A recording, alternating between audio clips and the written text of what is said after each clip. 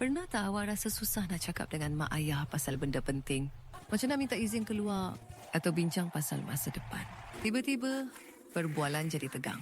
Bayangkan ia macam dalam The Sims. Bar keperluan sosial mak ayah awak merah sebab penat kerja. Bar keperluan hiburan awak pula merah sebab nak sangat keluar. Bila dua-dua bar merah, muncullah moodlet tegang. Pergaduhan mudah tercetus. Jadi macam mana nak elak? Guna kemahiran perbualan 5 langkah. 1. Pilih masa yang betul. Bila bar keperluan mereka hijau dan tenang. 2. Mulakan dengan lembut. Mak, ayah, boleh kita borak sekejap? 3.